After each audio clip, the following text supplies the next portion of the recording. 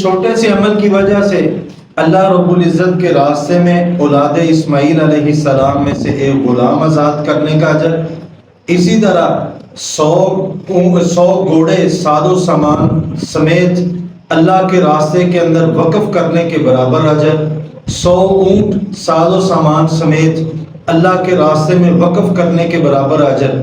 حضرت ام ہانی بنت ابی طالب رضی اللہ تعالی عنہ فرماتی ہیں، ایک دفعہ میں بیٹھی ہوئی تھی تو میرے پاس سے نبی مکرم صلی اللہ علیہ وسلم گزرنے لگے۔ میں نے آپ کو روکا اور میں نے آپ سے یہ گزارش کی کہ میں بوڑھی ہو گئی ہوں، اب مجھ سے کوئی زیادہ عمل نہیں کیے جاتے، مجھے کوئی ایسا عمل بتلا دیجئے کہ میں اپنی جگہ پر بیٹھی بیٹھی وہ عمل کرتی رہوں تو اس کے بدلے کے اندر اللہ رب العزت مجھے اجر عظیم کے ساتھ نوازیں۔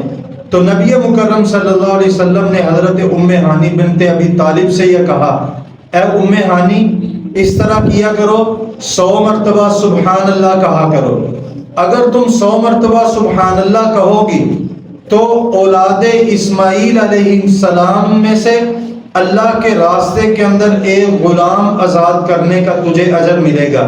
پھر آپ نے فرمایا 100 مرتبہ الحمدللہ کہہ لیا کرو، 100 مرتبہ الحمدللہ کہو گی تو اللہ رب العزت کے راستے کے اندر 100 گھوڑے ساز و سامان سمیت وقف کرنے کے برابر اجر ملے گا۔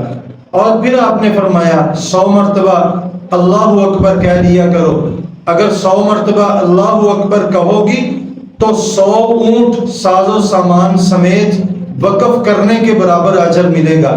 پھر نبی مکرم صلی اللہ علیہ وسلم نے فرمایا کہ 100 مرتبہ لا الہ الا اللہ کہا کرو۔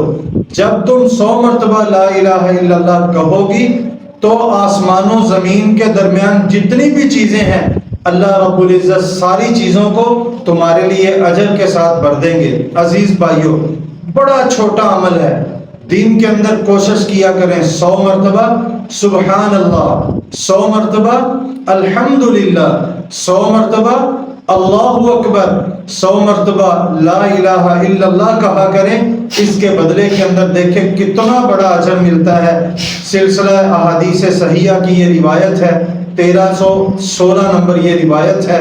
اللہ رب العزت سے دعا کہ اللہ تعالی ہمیں بھی اس اجر عظیم کو سمیٹنے کی توفیق عطا فرمائے۔